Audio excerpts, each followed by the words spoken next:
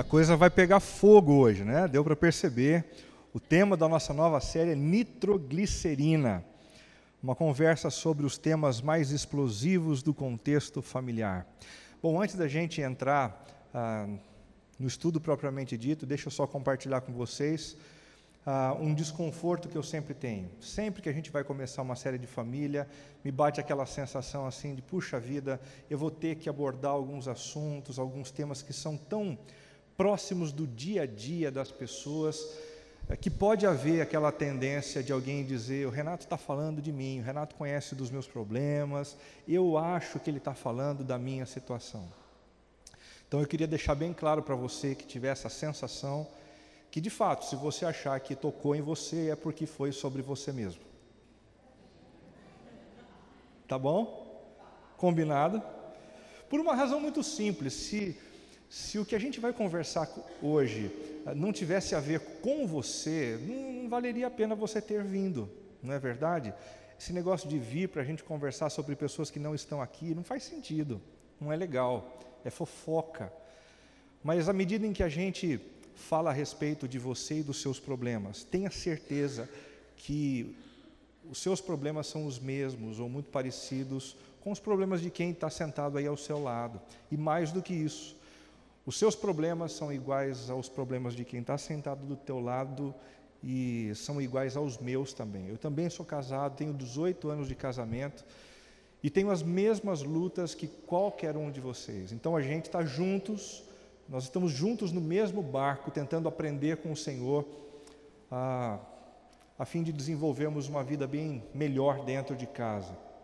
Nitroglicerina é o tema da série que a gente vai começar nesse momento. O que é que vem a ser isso? Nitroglicerina, no contexto da química, é um composto altamente explosivo utilizado na produção de dinamite. E eu não sou nenhum especialista nessa coisa de química, mas eu já aprendi que se você encontrar um lugar, uma caixa escrito dinamite, não chegue muito perto.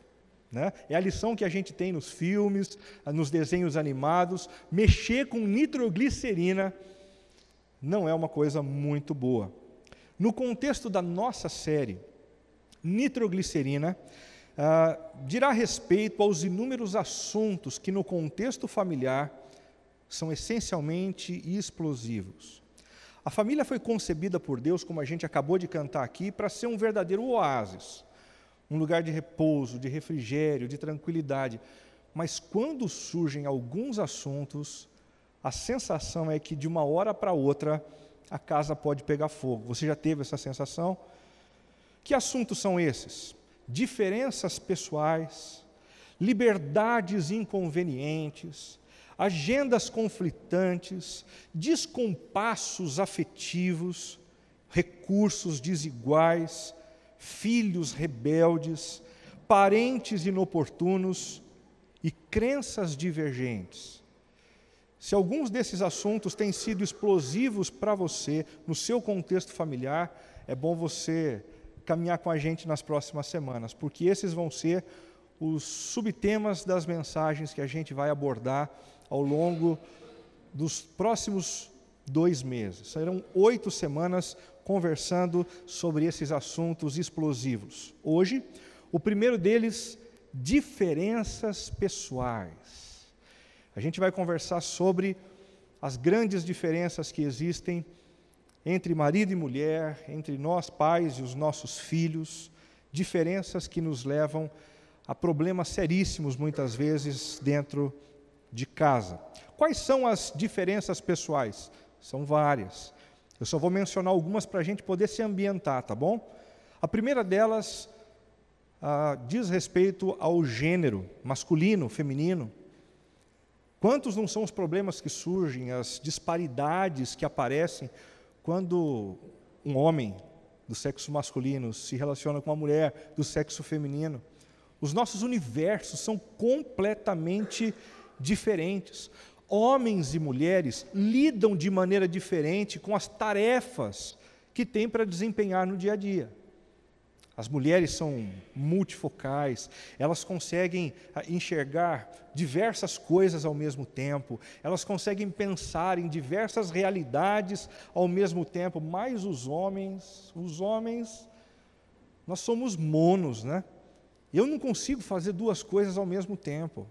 Se eu estou dirigindo o carro e de repente alguém toca o telefone e eu ouso atender, quando eu começo a conversar com essa pessoa, eu não sei mais para onde eu estou indo. E eu começo a entrar por ruas e a Cibele fica maluca comigo, dizendo: para onde você está indo? Para o carro, deixa que eu guio, porque eu não consigo fazer duas coisas ao mesmo tempo. Homens e mulheres são diferentes. Eles lidam com lembranças de maneira diferente também. Já percebeu isso? As mulheres nunca esquecem de absolutamente nada. Se você pisar no calo de uma mulher, a lembrança disso vai estar sempre à flor da pele. Sabe por quê? Porque sempre as mulheres lidam com essa emoção mais à flor da pele. E emoção mais situações importantes fazem com que essas realidades sempre estejam numa prateleira muito especial. Mas e os homens? Os homens esquecem de tudo. Por quê? Porque a gente não é muito emocional. E, em geral, a gente não é muito emocional. Então, a gente não empenha muito da nossa alegria, da nossa tristeza, do nosso encantamento. As coisas simplesmente vão acontecendo, então a gente esquece de tudo. Não é brincadeira não, quando o seu marido diz: eu não lembro, há uma grande possibilidade dele estar falando a verdade para você. Homens e mulheres também lidam com o estresse de maneira diferente. Já percebeu isso dentro de casa? Nós somos diferentes mesmo. Os homens, quando estão estressados, precisam lidar com aquilo que a gente chama de nada. Um homem precisa de um tempo de não fazer nada, né? Às vezes a esposa está correndo dentro de casa no final da tarde e olha para o marido e fala: o que você está fazendo? E o marido diz: nada. E ela começa a ficar nervosa: então vem me ajudar. E ele diz: não, eu não posso. Mas por quê? Porque agora eu não estou fazendo nada. E o nada é algo muito importante para um homem. Muito importante. Porque é a forma como a gente lida com o estresse. É a maneira como a gente vai arrefecendo a nossa cabeça, o nosso coração. E as mulheres não entendem isso, sabe por quê? Porque as mulheres não conseguem viver com nada. Elas sempre estão pensando em alguma coisa. A cabeça delas não para um minuto sequer.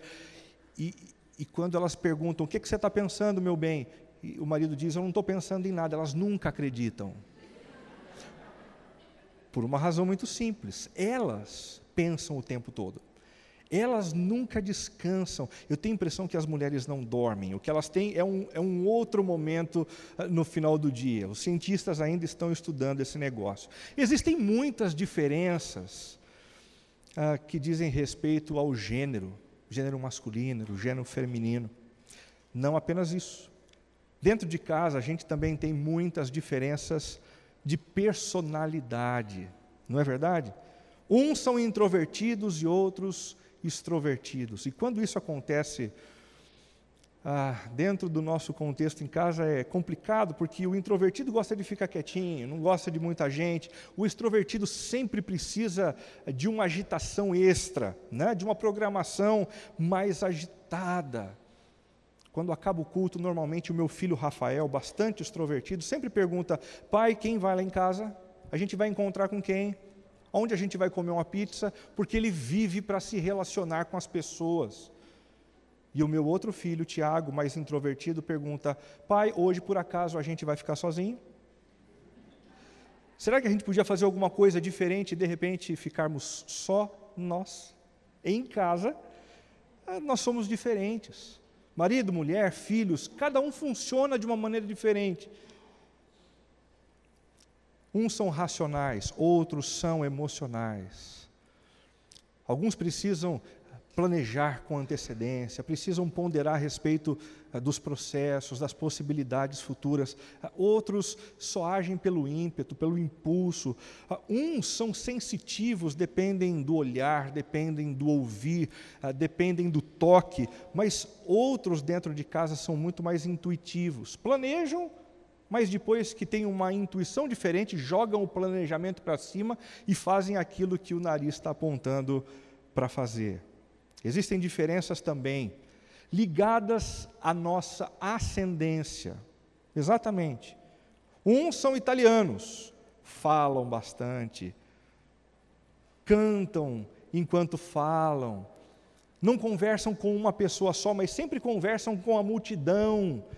Mas outros são japoneses, mais tímidos, mais calados, falam apenas aquilo que interessa, aquilo que importa, conversando, sempre olhando nos olhos de uma outra pessoa. Uns são franceses, delicados, corteses, outros são espanhóis. Mas eu não estou falando mal de você, viu? Eu tenho muito medo de falar mal de espanhol, principalmente aqui em Sorocaba, Vila Hortência, aquela coisa toda, né? Uns são brasileiros, outros são alemães. Uns ganham de 7, outros perdem de 1. Tem muita diferença quando a gente junta pessoas que têm uma ascendência diferente. Talvez você prove um pouco disso no contexto da sua casa. Quanto à criação também familiar, né, o nosso contexto de educação em torno dos pais. Uns são submissos, outros não. E aqueles que são submissos porque tiveram por parte dos pais limites, orientações, normas, regras, mas quando alguém não cresce no contexto de normas, regras, acabam virando selvagens, não têm limites, não têm autocontrole, acabam sendo sempre insubmissos. Outros são afetuosos, conseguem demonstrar carinho, conseguem mostrar o amor. Outros não conseguem fazer isso. Eu lembro e compartilhava hoje pela manhã exatamente isso, que quando eu conheci a Cibele e a gente começou a namorar, ela tinha muita dificuldade de demonstrar o afeto dela, porque no contexto familiar não é o que ela recebeu. Todos ali são mais racionais, não são muito de toque. E eu reclamava muito da Cibele no começo da nossa relação, porque ela morava em Curitiba, eu morava em Campinas. Via a Cibele apenas uma vez por mês. Quando eu chegava, eu queria pitoca. Eu queria abraço, eu queria ficar pertinho, eu queria encostar, e ela queria se afastar de mim. E eu não entendia esse negócio. Uns são servos, porque aprenderam isso dentro de casa. Aprenderam a lavar os pratos, a lavarem os copos, a repartirem as tarefas, mas outros não cresceram com isso. E quando vão para uma relação conjugal, às vezes acabam sendo um peso para o cônjuge que agora passam a morar com eles. Existem muitas diferenças no nosso contexto familiar. E eu espero que enquanto a gente refletir aqui sobre algumas dessas possibilidades de diferenças, você tenha lembrado de algumas diferenças no seu contexto. Porque a grande pergunta que a gente vai tentar responder nessa noite é a seguinte: como é que a gente lida com a esposa, com o marido, com os filhos, dentro desse universo de diferenças pessoais? Para isso a gente vai ler um texto que se encontra em 1 Pedro, capítulo 5, de 5 a 11. Um texto muito curto e direto, que fala exatamente aquilo que a gente precisa ouvir nesse contexto. Acompanhem comigo. Sejam todos humildes uns para com os outros, porque Deus se opõe aos orgulhosos, mas concede graça aos humildes. Portanto, humilhem-se debaixo da poderosa mão de Deus, para que Ele os exalte no tempo devido. Lancem sobre Ele toda a sua ansiedade, porque Ele tem cuidado de vocês. Sejam sóbrios e vigiem. O diabo, o inimigo de vocês, anda ao redor como um leão, rugindo e procurando a quem possa devorar. Resistam-lhe, permanecendo firmes na fé, sabendo que os irmãos que vocês têm em todo o mundo estão passando pelos mesmos sofrimentos. O Deus de toda a graça, que os chamou para a sua glória eterna em Cristo Jesus, depois de terem sofrido durante pouco tempo, os restaurará, os confirmará, lhes dará forças e os porá sobre firmes alicerces. A ele seja o poder para todo o sempre. Amém. Qual o contexto original dessas palavras? O contexto é exatamente esse que está aqui. Pedro era alguém que era chamado de apóstolo e assumiu para si a responsabilidade de escrever uma carta para os cristãos que estavam sofrendo por conta da perseguição. Eles tinham esse problema externo. Por conta da fé que eles possuíam, a perseguição havia chegado. E eles então precisavam lidar com pessoas que tinham uma fé diferente da deles. Eles também tinham problemas internos, porque no meio da pressão, alguns espanavam, abriam mão da fé, outros ficavam bravos com isso. Então o apóstolo Pedro escreve essa carta com o intuito de ajustar esses detalhes relacionais, construindo uma comunidade com valores realmente significativos e importantes. Nesse texto, então, nós temos os princípios da vida cristã comunitária. Ele está falando a respeito da igreja, da comunidade cristã e como nós devemos viver aqui. Bom, Renato, se o texto fala a respeito de comunidade cristã, por que então você escolheu esse texto para a gente conversar sobre família? Porque a comunidade cristã, do ponto de vista teológico e bíblico, é o lugar onde a gente reaprende a ser gente. É o lugar onde a gente reaprende a viver com os olhos do Senhor, com a postura do Senhor. A gente aprende também a ser um profissional com os valores de Deus, com os propósitos de Deus. E a gente aprende também a viver em família. Todos os princípios da vivência comunitária são os princípios que devem valer em todo o tempo no nosso contexto individual, na nossa relação profissional e também no nosso contexto familiar. Diante das diferenças pessoais, quais são os conselhos do Senhor dados através do apóstolo Pedro? O primeiro conselho é o seguinte: se você quer lidar com as diferenças pessoais dentro da sua família, resistam à síndrome da superioridade ilusória. Resistam à tendência de acharem que, por serem diferentes dentro de casa, aqueles que te cercam são inferiores a você, e você superior àqueles que te cercam, superior na sua maneira de pensar, na sua maneira de ver o mundo, nas perspectivas que você tem a respeito das decisões que a família precisa tomar. Resista a essa síndrome da superioridade ilusória. O apóstolo Pedro diz: sejam todos humildes uns para com os outros, porque Deus se opõe aos orgulhosos, mas concede graça aos humildes. Humilhem-se. Humilhem-se. Ao longo dos anos, inúmeros sábios procuraram alertar a humanidade sobre o problema dessa postura arrogante. Sócrates foi um deles. Certa vez Sócrates disse assim: só sei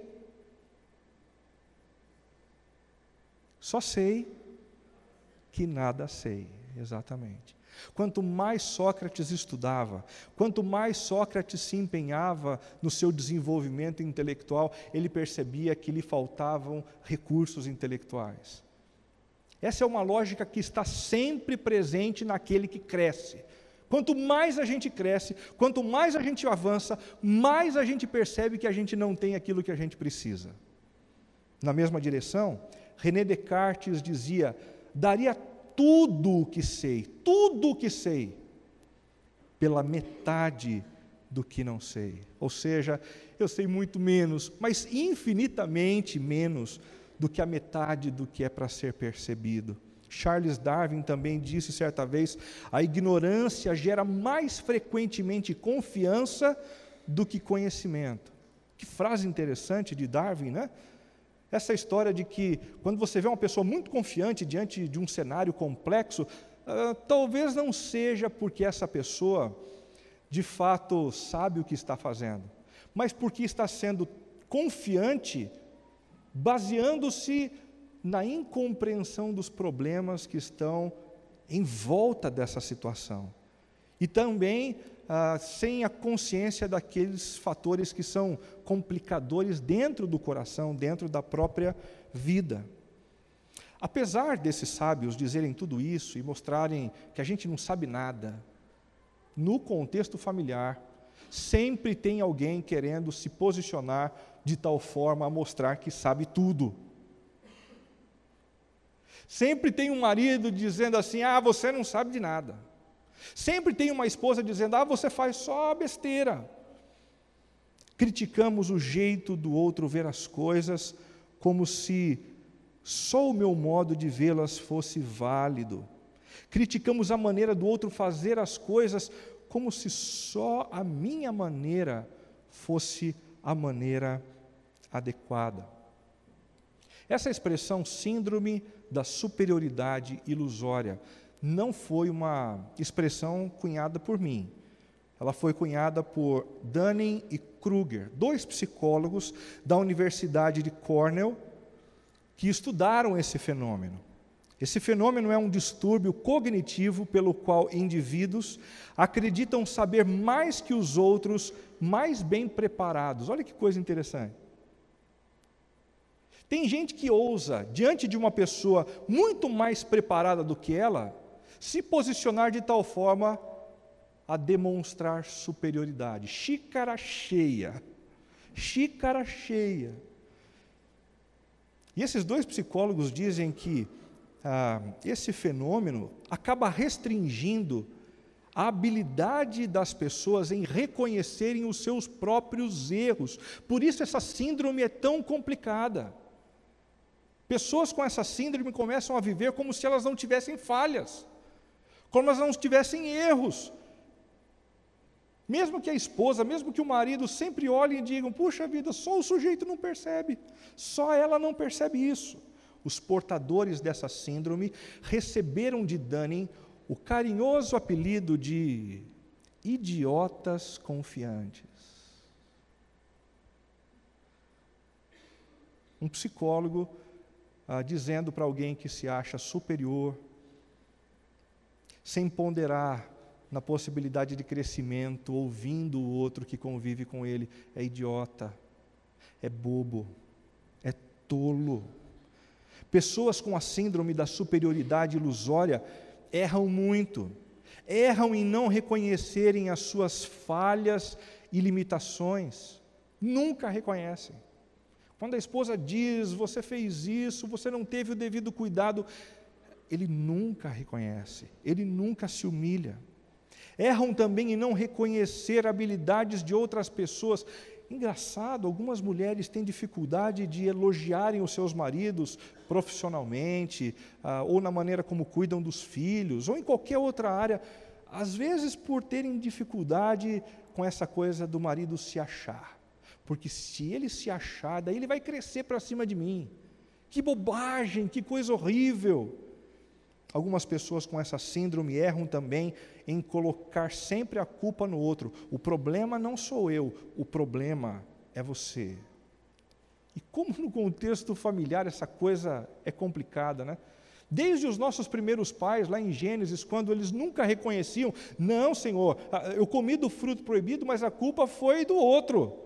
O outro é que me pediu, o outro é que me impeliu, o outro é que me jogou nessa fria. Hoje em dia a gente continua fazendo a mesma coisa. A gente não assume os erros, a gente não assume as falhas e a gente fica tentando impor sobre os outros o peso da culpa. 1 Pedro 5,5 disse, sejam todos humildes uns para com os outros, seja no contexto da comunidade cristã, seja no contexto profissional, seja dentro do nosso contexto familiar. Sejam humildes uns para com os outros. Coloquem os pés no chão, porque se nós não colocarmos os pés no chão, nós nunca vamos conseguir conviver com as inúmeras diferenças que a gente tem no contexto familiar, dentro dos nossos relacionamentos em geral. Deus se opõe aos orgulhosos, mas concede graça, o seu favor aos que são humildes. Você quer o favor do Senhor para a sua família? Você quer a intervenção de Deus na sua casa? O caminho está dado, foi pavimentado, e Ele disse, ok, basta que você assuma uma postura mais humilde, e eu entro com a graça. A nossa parte é assumir a humildade, a dele é entrar com a graça. A segunda dica, o segundo conselho dado por Pedro é o seguinte: encontrem um ponto de convergência saudável. Se existem dentro de casa inúmeros pontos divergentes, inúmeras diferenças, a gente precisa de um ponto de convergência, um ponto que nos una. E esse ponto precisa ser saudável, ele precisa ser consistente, ele precisa ser profundo, resistente. Portanto, humilhem-se, diz Pedro, debaixo da poderosa mão de Deus, para que Ele os exalte no tempo devido. Segundo Pedro, o ponto de convergência saudável, consistente, profundo e maduro é o Senhor. Quando nós nos submetemos a Deus, nós encontramos em Deus esse ser que nos aproxima e que faz com que as nossas diferenças possam parecer menores do que o que na verdade elas são. Entretanto, muita gente por aí tem buscado outros pontos de convergência, como por exemplo, a afinidade sexual. Se eu tiver afinidade sexual com alguém, aí eu posso casar. Já ouviu essa expressão? Eu preciso fazer o test drive primeiro. Porque se eu fizer o test drive e tiver química, aí sim o meu casamento vai ser firme. Esse vai ser o ponto de convergência entre a gente. Você já pensou no tamanho dessa bobagem? Você já pensou na fragilidade desse argumento? Quando a gente tem um relacionamento sexual sem compromisso, apenas nos momentos festivos ou encantadores, a gente tem, na verdade, choques de final de semana. E aqueles choques deixam a gente eletrizados, né? Mas quando a gente entra numa relação conjugal, a gente entra dentro de um ritmo de familiaridade. A gente vai se acostumando com o outro, a gente vai vendo os erros do outro, as falhas do outro, e a gente vai tendo que administrar um outro tipo de relacionamento sexual. O relacionamento sexual muda quando a gente sai de um contexto e vai para outro. O contexto da convivência é realmente muito diferente. Além disso, algumas pessoas, por algumas situações ao longo da vida, perdem a possibilidade de terem relacionamento sexual. Pela doença de uma esposa, pela doença de um marido, o casal está impedido de ter relacionamento sexual. E aí, o que é que vai acontecer? O relacionamento sexual vai continuar sendo o ponto de convergência? Ele vai dar conta de responder a essa vocação tão intensa? A resposta é simples: não. Tem muita gente por aí tentando fazer dos hobbies variados esse ponto de convergência, né? A gente gosta de viajar, então a gente vai casar.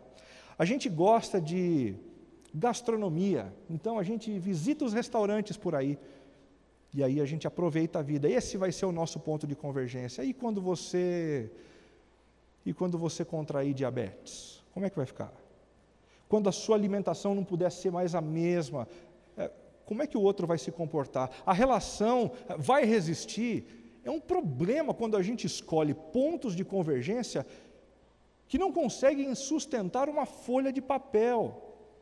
Tem gente que coloca, por exemplo, os filhos como esse ponto de convergência. Estamos juntos e vivemos dentro de casa porque o nosso objetivo é cuidar dos filhos. Cuidado.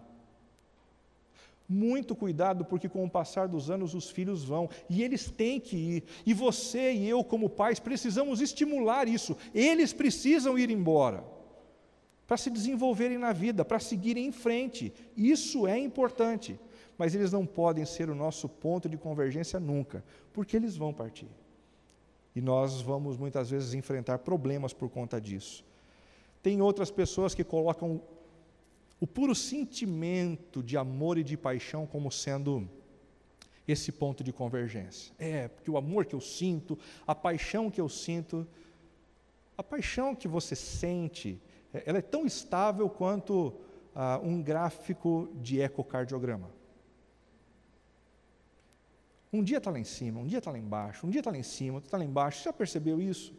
Se a gente colocar a nossa relação conjugal, a nossa relação familiar em cima de algo tão inconstante assim, as chances da gente se dar mal são enormes. Eu já compartilhei com vocês em outro momento uma situação em que eu estava no quarto, em casa, assistindo TV, no quarto com a Cibele dormindo, e eu comecei a variar assim, pensando em como eu era agraciado por Deus. Puxa, como a Cibele é uma mulher maravilhosa, como ela tem cuidado de mim, dos meninos, da casa. Eu não casaria com nenhuma outra mulher, eu não trocaria a Cibele por absolutamente ninguém. De repente a Cibele diz assim: Renato, por favor, abaixa o volume da TV. E eu rapidinho abaixei. E ela disse: Renato, abaixa um pouquinho mais a TV. E o sangue já começou a subir. Mas mesmo assim eu abaixei. E ela disse de novo: Renato, abaixa um pouquinho mais a TV. Aí eu falei: Cibele, agora não dá mais para baixar, porque é o último pauzinho. Se eu abaixar mais um, desliga. E ela disse: Renato, abaixe a TV. E em questão de instantes, eu deixei aquele sentimento de amor. E esse sentimento de amor foi substituído por um desejo profundo de cometer um assassinato. Isso acontece com a gente, porque os nossos sentimentos, eles são muito volúveis. A gente não pode colocar o nosso casamento em cima disso. A gente precisa de algo mais consistente. E segundo o apóstolo Pedro, Deus é esse fundamento. Deus é esse fundamento. E por que é que Deus deve ser esse ponto de convergência familiar? Porque Ele estabelece valores agregadores para a relação. Olha que legal a gente poder participar de uma série como essa, marido ao lado de mulher, namorado ao lado da namorada, para juntos poderem sonhar, todos olhando para o mesmo lugar, para a mesma direção, tentando cultivar valores como a fidelidade, como o amor, como o altruísmo. Isso acrescenta demais para a nossa vida. Também porque esse ponto de convergência em Deus funciona na presença ou na ausência do cônjuge. Já pensou nisso? Se o seu marido é uma daquelas pessoas que viaja o tempo todo, durante a semana para dar aula, para passar num cliente, viaja o tempo todo, ele não está debaixo dos teus cuidados, ele não está debaixo da influência do seu charme, ele não está debaixo da influência do teu perfume, mas começa a ser influenciado pelo perfume de outras mulheres. E aí como é que fica? Quando o ponto de convergência é o Senhor vai com o seu marido, e a consciência cristã dele o acusa em todo momento, ainda que você não veja a tentação que o alcança. Por isso é interessante você ter em Deus um ponto de convergência. Também porque Ele tem poder para transformar a todos. Existe muita coisa que a gente pode relevar no outro, mas existem coisas que a gente precisa mudar na nossa vida. E as nossas intenções não mudam ninguém. As nossas boas intenções não mudam a nossa própria vida. Não mudam. A gente pode desejar, a gente pode fazer promessa, toda virada de ano a gente faz isso, e a gente sempre volta a fazer as mesmas coisas. Se tem alguém capaz de fazer um milagre na nossa vida, esse alguém é o Senhor. Então, se você deseja ter um ponto de convergência, tenha no Senhor esse ponto de convergência. Estimule a sua esposa, o seu marido a estar sempre com você num momento como esse. Estimule a sua esposa e o seu marido a orarem constantemente pelas crises que vocês têm, pelos problemas de vocês. Essa coisa de vocês dobrarem os joelhos no quarto, ajoelhando ali no pé da cama para orarem, buscarem o Senhor, como isso faz diferença na vida de um casal. Agora, sempre que a gente conversa sobre esse tipo de coisa, fica aquela questão assim, quem que vai puxar isso? Porque a gente já está junto há tanto tempo e não tem esse hábito. O meu marido vai achar que eu estou meio piegas, a minha esposa vai achar que eu estou meio piegas. Para acabar com o impasse, a Bíblia diz que a liderança espiritual dentro da casa é a liderança do marido. Então, a responsabilidade é sua, marido, de procurar a sua esposa para orar, de incentivar a sua esposa e os seus filhos a estarem com você na comunidade. É nossa responsabilidade, nós homens temos essa responsabilidade diante de Deus. E no momento certo, quando a gente fechar os nossos olhos para a história, a gente vai chegar na eternidade e o Senhor vai chamar a gente para um happy hour. E a primeira pergunta que Ele vai fazer para a gente não diz respeito ao sucesso do nosso trabalho. Não diz respeito ao dinheiro que a gente acumulou na conta bancária, aos bens que a gente acumulou na vida, mas vai ser a respeito do estado da nossa esposa, dos nossos filhos. O nosso papo com Ele vai ser primariamente a respeito disso. Por último, porque Ele é a verdadeira fonte de todo amor. Quem já se desgastou muito em casa sabe que em alguns momentos bate aquela sensação de não, eu não aguento mais, eu estou sem recursos, eu estou esgotado, eu não vou dar conta. Nesses momentos, a proximidade da grande fonte, da verdadeira fonte e da única fonte de amor faz toda a diferença. Porque quem tem em Deus essa fonte, tem algo a jorrar eternamente e numa medida que enche a todos satisfatoriamente. O apóstolo Pedro diz, portanto, humilhem-se debaixo da poderosa mão de Deus, humilhem-se, para que Ele os exalte no tempo devido. O terceiro conselho que o apóstolo Pedro dá para a gente enfrentar essas diferenças pessoais é: processem suas indignações de maneira correta. Processem as suas indignações de maneira correta. Indignação todo mundo vai ter, viu? Não tem jeito. Não tem jeito. A gente se decepciona, a gente se enrusga, a gente se atropela. A grande questão é o que é que a gente vai fazer quando as indignações surgem. O versículo 7 diz: lancem sobre Ele, o Senhor, toda a sua ansiedade, porque Ele tem cuidado de vocês. Ele tem cuidado de vocês.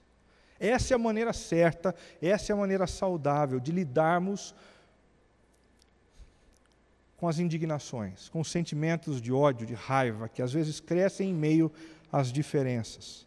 Formas inconvenientes de processar as indignações. Em primeiro lugar, tentando resolver determinados problemas no calor da hora. Isso aqui é toxina para tudo quanto é lado, né? Não tem jeito. Você está mal. Você está com a cabeça quente e de repente quer resolver todos os problemas do casamento de vocês nos últimos 25 anos, numa conversa, num lugar público. Vai dar problema. Vai dar problema. Espera um pouquinho mais. Em segundo lugar, dando vazão aos meus instintos de ganhar no grito. Esse é um instinto que muitos de nós aprendemos do lar onde a gente veio.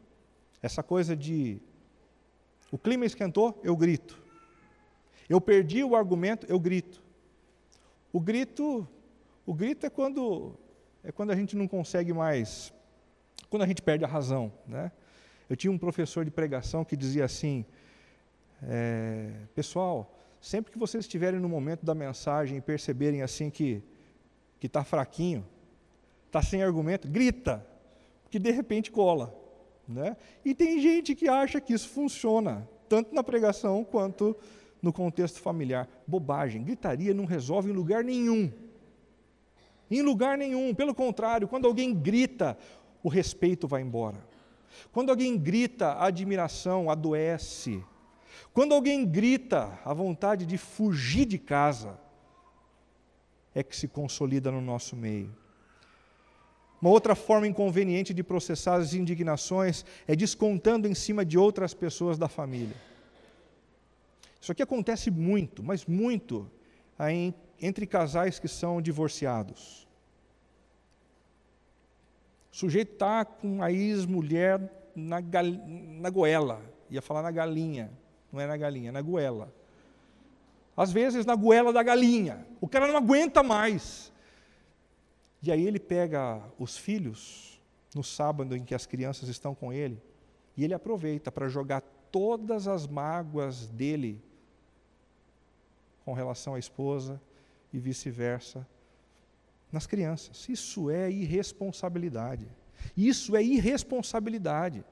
Se você precisa conversar, se você precisa desabafar, você precisa conversar com um terapeuta, você precisa conversar com um amigo, você precisa conversar com um pastor, ou com qualquer outra pessoa madura que possa receber as suas palavras sem ser afetado por as suas palavras.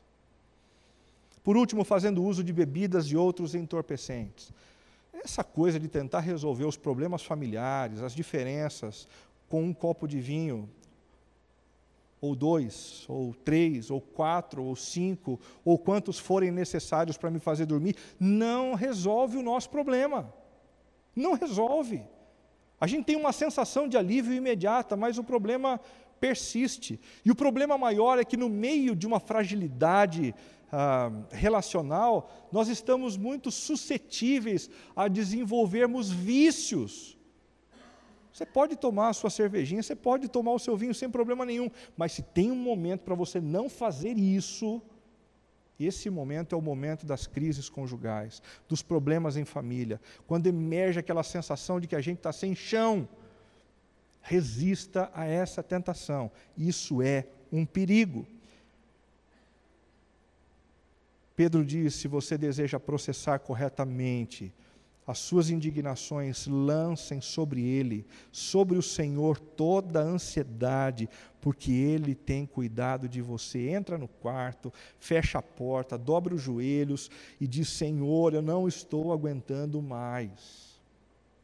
A minha vontade é de fazer isso, de assumir essa postura, de tomar essa decisão. Eu não estou aguentando mais. Coloca tudo para Ele, e o que Ele entrega em contrapartida é uma graça que aquieta o nosso coração, que refrigera a nossa alma e que nos libera para continuar vivendo, lutando e encarando os desafios da vida.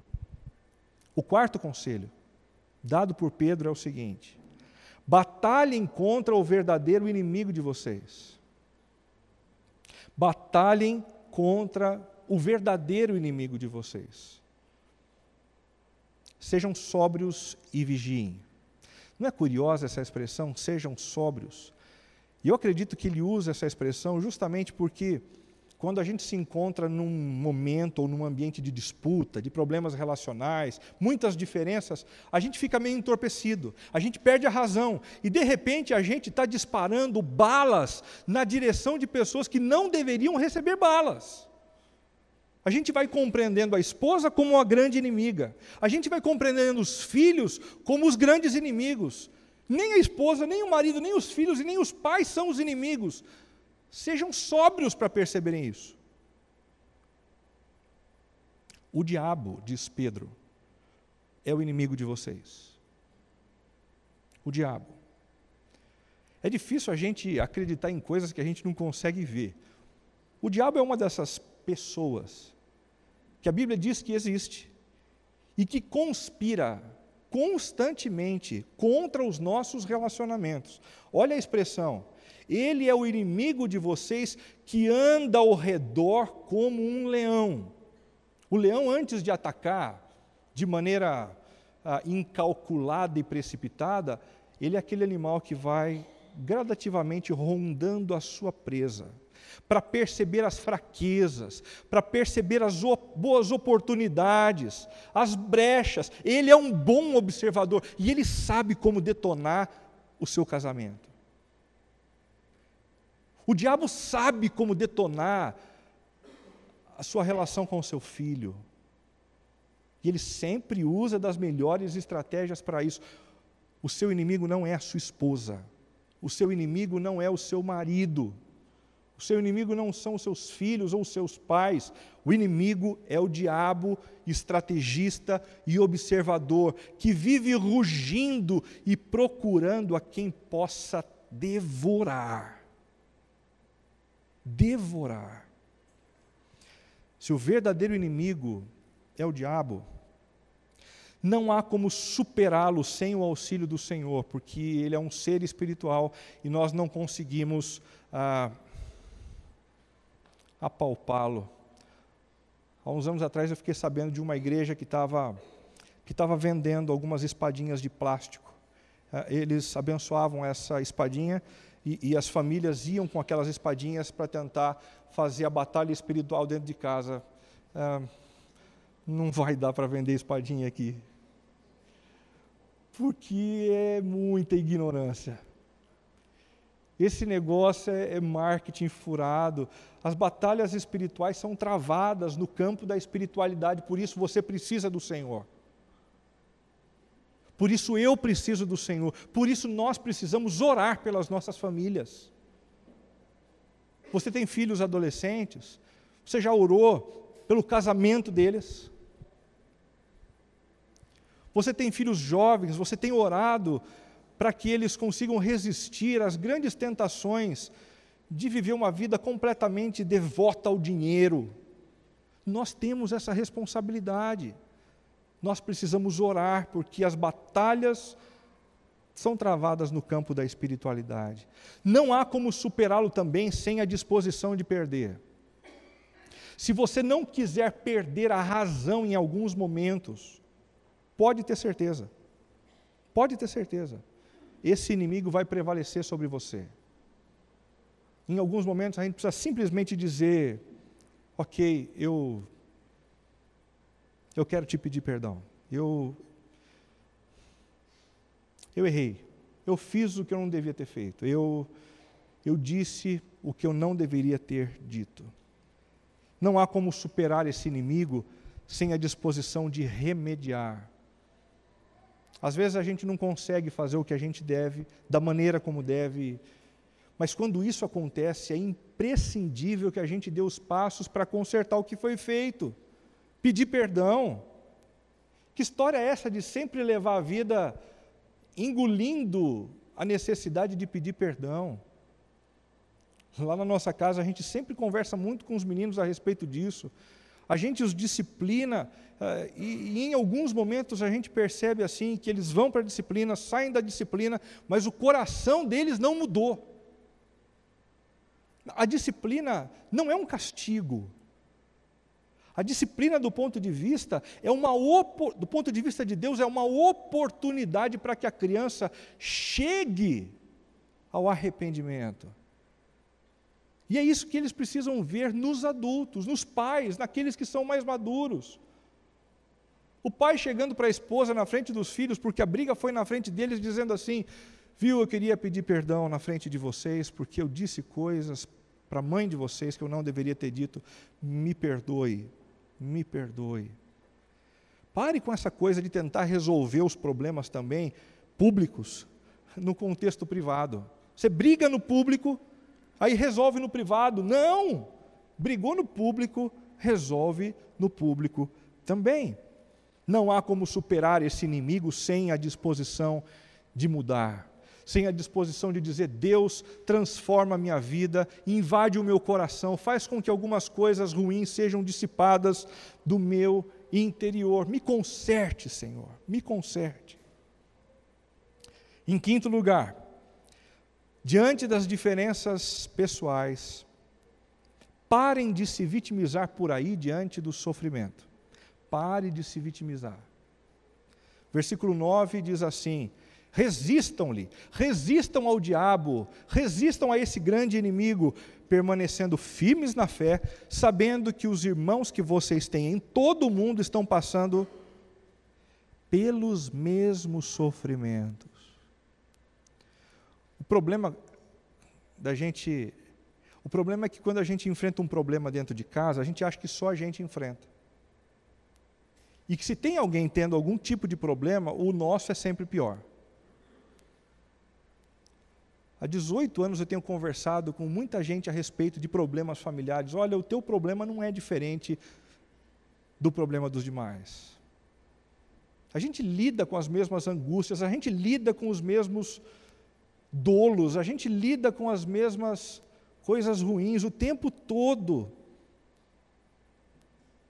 Tem muita gente por aí que cai no conto da revista Caras, que passa a ideia de que existem famílias perfeitas, que passa a ideia de que em determinados contextos de riqueza, de glamour, é possível ser completamente alinhado e harmonioso.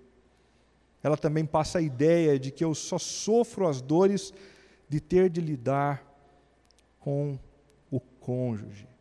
Quais os problemas do vitimismo? Em primeiro lugar, o vitimismo rouba a nossa alegria. Puxa vida, só acontece comigo. Aí a gente começa a olhar para a relação com desdém, com falta de prazer, com pouco caso, como se aquilo fosse um peso a ser carregado. A tua relação conjugal, a tua família não é um peso a ser carregado. Os problemas são duros e difíceis, mas a tua família não é um peso. O vitimismo rouba a minha paciência. A alegria foi embora, a gente vai rasgando o tempo todo. Falou, levou. Bateu, eu truquei.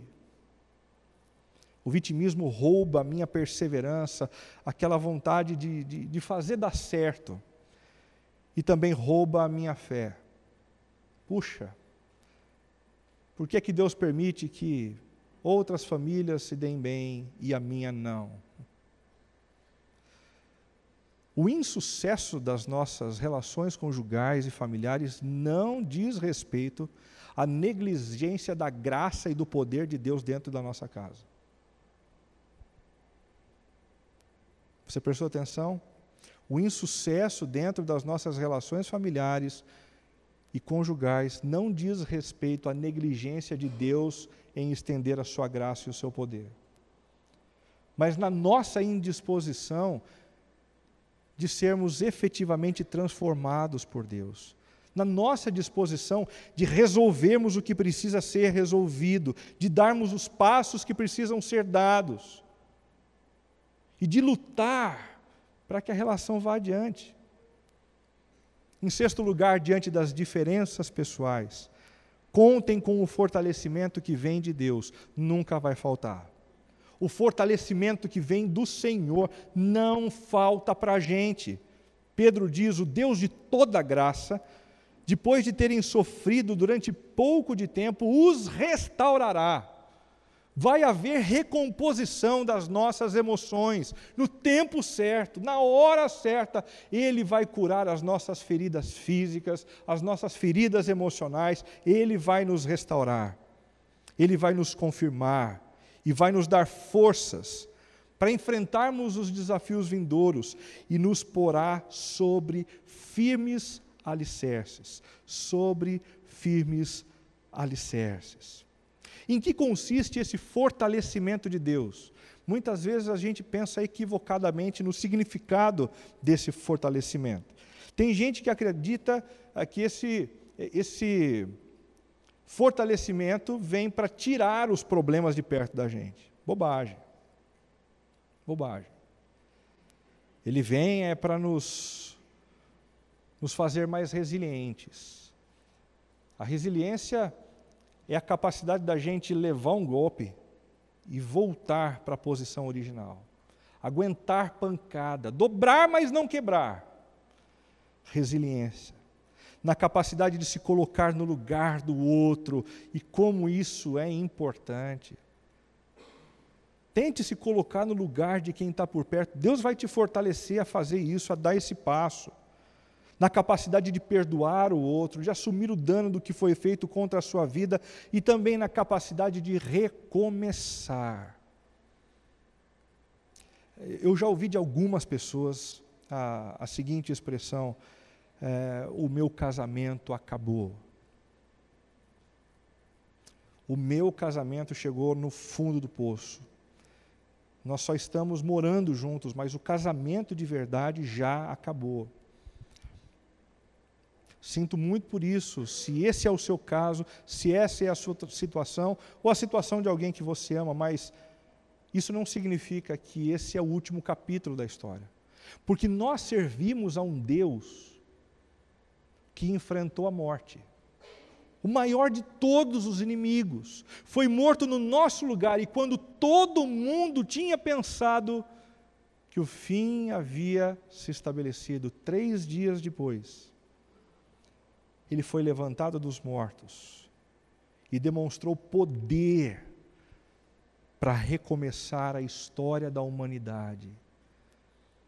O mesmo poder que repousava sobre Jesus é o poder que repousa sobre as nossas vidas e, portanto, não existe nada que não possa ser reparado, não existe nada que não possa ser reconstruído.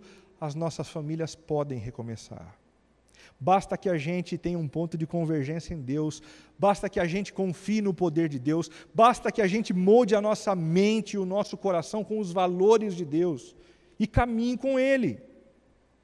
Em último lugar, diante das diferenças pessoais, submetam suas decisões ao comando de Deus. A Ele seja o poder para todo sempre. A Ele seja o poder para todo o sempre.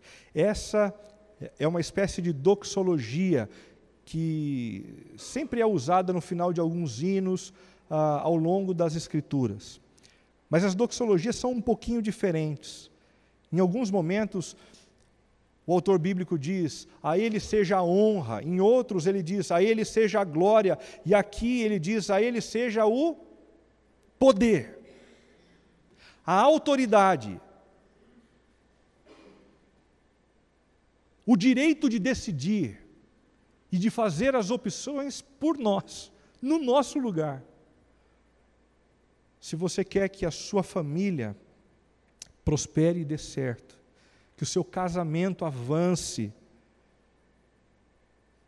submeta as decisões cruciais desse contexto ao comando do Senhor. Como, por exemplo, a decisão entre orar e alienar. A decisão entre orar e alienar. Tem gente que quando chega num momento difícil, duro, dobra os joelhos e procura o Senhor. Outros apertam simplesmente o botão do dane-se. Dane-se. Não aguento mais, nem vou sair de casa. Porque sair de casa vai ser complicado, eu vou ter que começar a trabalhar, eu dependo ainda do meu marido, então eu vou ficar, vou permanecer, mas vou apertar o botão do dane-se. Você está entre fazer uma coisa e outra? Deixa o Senhor decidir por você. Confira ao Senhor a autoridade e o poder que a Ele é devido. E ouça a voz dEle dizendo, faça a opção pela oração. Faça a opção pela oração. Uma segunda decisão, a decisão entre resolver ou amargurar. Enquanto alguns lidam com o problema, outros fazem questão de jogar os problemas para debaixo do tapete o tempo todo. Isso faz com que a amargura cresça, o desencanto pelo outro surja. Isso faz o brilho dos olhos, o encantamento sumir quando a gente se encontra no contexto familiar. Deixa o Senhor decidir. Dedique ao Senhor todo o poder. E resolva na direção das soluções. A decisão entre servir ou autocentrar. Quando a gente aperta o botão do dane-se e a gente vai amargurando o coração, a gente muitas vezes decide viver para a gente mesmo dentro de casa. Ah, meu marido, você vê lá o que tem na geladeira.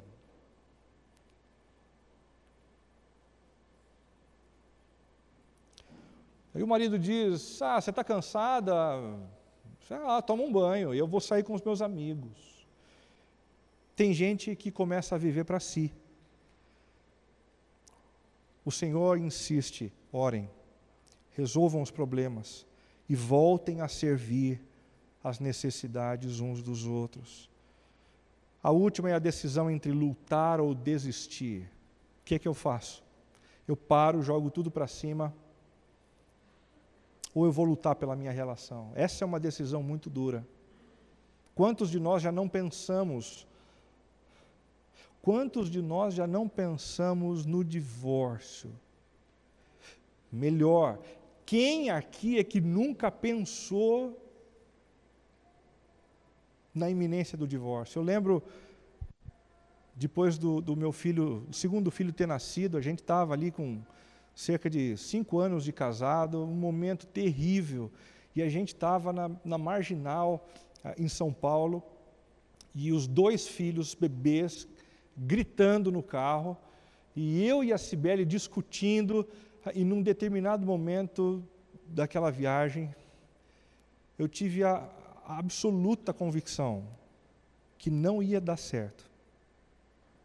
E eu não sabia como, porque eu era pastor, porque eu tinha uma comunidade para zelar, e se eu desse fim ao meu casamento, eu não saberia como lidar com essa responsabilidade que eu tinha. Eu não sabia como resolver, mas eu tive a sensação de que tinha acabado. Mas nesses momentos é melhor a gente não decidir nada. Nesses momentos é melhor a gente fazer o que Pedro acabou de fazer. Senhor, está aqui, a decisão é tua.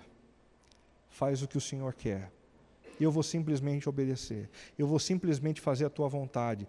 Teu é o poder, tua é a autoridade, teu é o comando. Você quer cuidar dos seus relacionamentos em meio às divergências?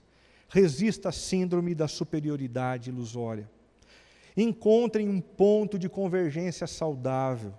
Processem suas indignações de maneira correta. Batalhem contra o verdadeiro inimigo de vocês. Parem de se vitimizar por aí diante do sofrimento. Contem com o fortalecimento que vem de Deus. Submetam suas decisões ao comando dele. E ore. Ore bastante. Porque dele vem o poder para nós implementarmos aquilo que precisamos implementar, a fim de viver no meio de tantas disparidades e diferenças pessoais. Que tal a gente fazer isso agora?